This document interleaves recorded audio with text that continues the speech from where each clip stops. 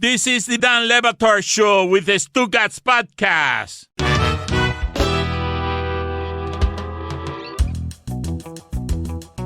Want to take the opportunity to remind our audience that you can RSVP for your spot when we finally, as a full cast, head over to Circa Las Vegas at the Circa Hotel, the Circa Swim area, right on that beautiful, beautiful rooftop that they have over there. Sorry for turning into Andrew Luck.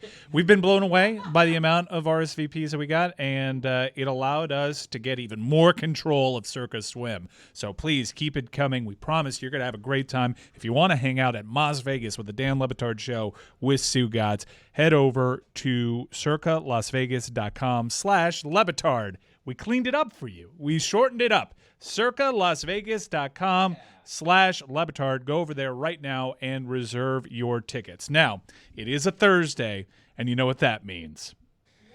What? Again! Chris Cody, I forgot to cue up lightning and thunder sounds, so you're going to have to do that for me. All right, it's time for Thursday Thunder, and a reminder that it's presented by DraftKings Fantasy Sports. Check out what DraftKings has to offer this season with code DAN, because it's more fun when you're in on the action. DraftKings, the crown is yours. So here's today's Thursday Thunder, cooked up by one Juju Gotti. We've got the over 11.5 rebounds from Jared Allen. We've got over 5.5 assists from SGA. We've got over 12.5 rebounds from the Greek Freak. And we're closing it all. Sometimes they say the hardest part of a parlay is the final leg. And that's exactly what's going to happen here. Because Juju is trusting the Dallas Cowboys to win the game straight up, no spread, money line against the Green Bay Packers. And surely Mike McCarthy won't lose this game. That is the Thursday Thunder. Now, Lucy, you mentioned that this video for the national championship game is probably the worst that you've done. It is the worst that I've done, for sure. You're saying that flatly. So we're going to tease that for tomorrow. We don't have it today. You're not here tomorrow, so you don't get to suffer the indignity in person. Thank God. But this is my first time in the studio with you in quite some time, and I've had one question that's been on the top of my mind, and I've been dying to ask you it. There's so much going on in the world of college football. So, how was Steely Dan? Steely Dan was so great. So they opened for the Eagles at the Forum. Oh, my God. They opened up the set list with Josie. And I was like, we're going to have a great night. Honestly, I feel like they should reverse the order. I feel like the Eagles should have opened up for Steely Dan. Wow. That's how good the Dan was. Whoa, that's controversial. They were so good. I love going to, like, classic rock concerts because it's all, like, old people in the crowd. So nobody stood up the whole time. No one was, like, you didn't have to worry about, like, rowdy people. The only thing that was annoying was the guy next to me was eating French fries and he couldn't see them, so he had his phone flashlight shining on his French fries.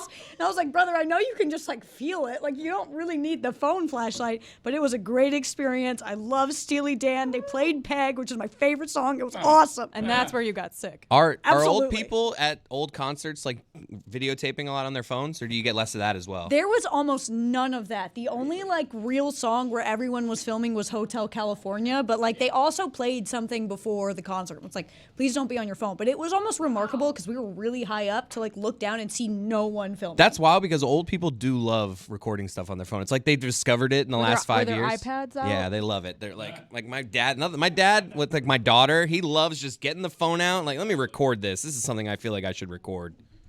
It's the worst photos you've ever seen Yeah. of like the moon. Blurry. I do want to talk college football here because Dan Lanning has announced that he is not interested in the Alabama job, as you do these days, with a social media video that ends with him smoking a cigar.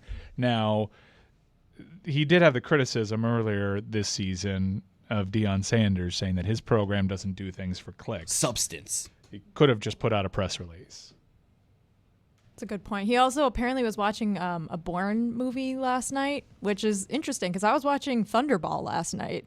A James Bond movie that I feel like I had already seen because I watched it parodied in Austin Powers, but now I know where the sharks in the pool with the lasers on their heads come That's from. not an original concept? No. I don't think You they had watch a lasers lot. in You Thunder watch a Ball. lot Laser of beams things attached that are to well their older heads. than you. There was a spear gun fight underwater that must have been both fun and also terrifying to shoot. What did 'cause you think of the soundtrack?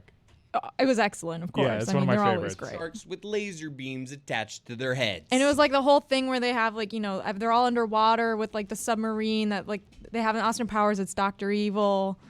I just like, it's good to finally see the source material for some of those gags 30 years after I already saw So you them. so you were laughing at jokes that you didn't understand, like where they were born of or what they were I mean, parodying. I know the genre, so You like, just thought assumed. I just yeah. thought Dr. Evil had a lair with the cat on his lap. Like I never specifically. That's not seen- from that. Wait a minute. I need to watch No this movie. way. It's from Thunderball. Yeah, it's I don't know all- if it's in another. Is it that in another Bond film It's too? a I knew villain that trope. I knew that Austin Powers was like a spoof of James Bond, but I didn't know they were like literally It's taking so scenes literal, and Chris. stuff. That was my exact takeaway. I was like, Mike Myers didn't write any of this. This is just like they're doing the exact same there a number gags, two? but with him doing it, so it's funnier. Like all of the floor opening up and the chair going into it. Like that's just from James Bond. Like Michael Myers didn't like parody anything. I didn't know any of that. What a bonding moment for us. I thought Dan told you to go away forever. Now the show is officially ruined. Mike, do you want to talk more about Dan Lanning or? I'm fascinated because of what it means for all of college football. I would say we all have our different rooting interests in here.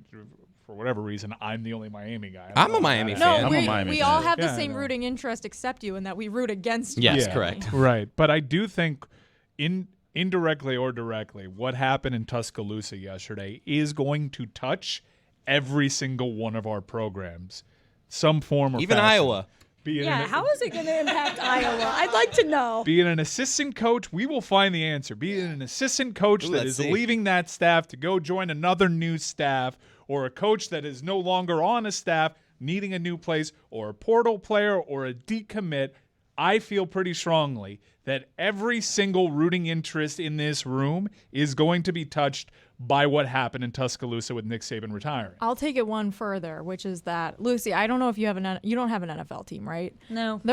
It's possible that it might touch your NFL team and your college football team because there's Touch going both to my be teams. the dominoes. They are a tumbling, and like a guy like Tommy Rees, who now probably would have stuck around if Saban was coming back next year. Maybe he'll go to the NFL. I feel like he's someone that would fit in really well as an NFL offensive coordinator, and then those dominoes will continue to fall as well. If my reporting is accurate, and it always is, Tommy Rees talking to Alabama about the head coaching job. If he doesn't get it, it's highly improbable that he returns. It's just a weird dynamic if he interviewed for a job that he didn't get and he ends up working for someone that wasn't on the staff before. And if it's not Tommy Rees, I doubt they're going to promote anybody else from the inside over at Alabama. Right, like if DeBoer gets the job, he's probably bringing his staff with him. And Saban tried to hire Washington's offensive coordinator a mere year ago, and he said no, and that's how they ended up with Tommy Rees. If we did the hacky question of what is Nick Saban's legacy, I feel like Bruce Feldman kind of touched on it. His ability to just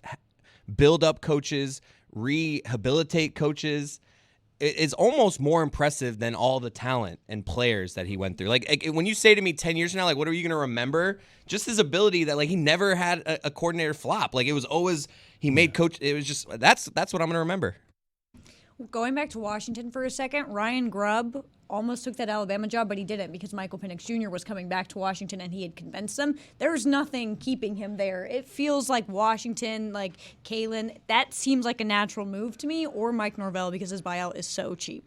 I do think that one of the things that Bruce mentioned was Saban's ability to also break up with coaches that that landed elsewhere. Get them hired somewhere else. Saban had the ugliest breakup one could have in the pros, him or Bobby Petrino. Bobby Petrino's had a lot of nasty breakups. Urban Myers was pretty bad. Urban Myers was really bad. Okay, I'll walk that back. But Saban, it's Urban Meyer. But Saban, outside of Urban Myers, in the conversation, was a bad breakup. He got caught in a lie, and he's since explained it, and it was a right move. I think we all agree. But I disagree. He shouldn't have done it. learning how to reposition other coaches and players, for that matter, in this day and age in a way that is loving is a touch that is missing from a lot of coaches that are hugely successful, by the way. I know locally down here, Mario Cristobal has kind of learned at the knee of Nick Saban and kind of learned that way of handling things. Is it's not going to work out here, but we're going to find a good spot for you. And I like the dichotomy of Nick Saban having a bad breakup in his past and learning how to do it right as he progressed. And he also had the success to do so as well. And he made all these coaches. It was canon on our show, the Nick Saban rehabilitation program. There were a lot of guys thought to be done when Sarkisian was in the darkest of times. I know he went to the NFL over there, totally built him up. Lane Kiffin, same way. Bill O'Brien a few times. He's a kingmaker. I think about something that, Mike, you shared it on your Instagram story the other day, that speech that always circulates from Nick Saban. Like, he will always have this reputation of, like, he really felt like he did things the right way in college and was a leader and, had a speaking series. Like, he will go down as someone who, like, will always be respected despite what happened with Miami. Given the expanded playoff, NIL,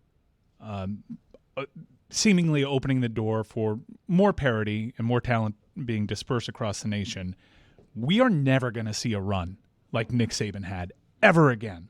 It is hard to fathom anyone getting close to what he did, not just replicating it. There's actually, that's so true. There's a flight right now from Birmingham to Oxford. Whoa. Oh, wait, sorry, England. I just want to say that when you mentioned the Washington offensive coordinator, I didn't know his name, so I thought his name was a mere year ago. I just want to say there hasn't been enough Jason Whitlock talk today. Or Panthers Kings preview. Yo, let's go. Wait, 9 in a row. Let's go. Hold on. Today is a Thursday. Yeah. They got a big game. Yeah. Does that mean Roy's hockey show or sometimes after the game with Roy? Post-game show, possibly. I just got to get a authorization to do that tonight. Wait, but what is it? But you will get the hockey show as the post-game show on Friday. The post-game show after the game with Roy tonight, possibly, maybe. And but you'll get the hockey show. You'll get the hockey show tomorrow as the post-game show on the audio feed, but it won't be talking about the game that happened today because it gets recorded today before the game that happens today. Yeah, we're trying to fix that. Slow going, but hopefully we'll get that done.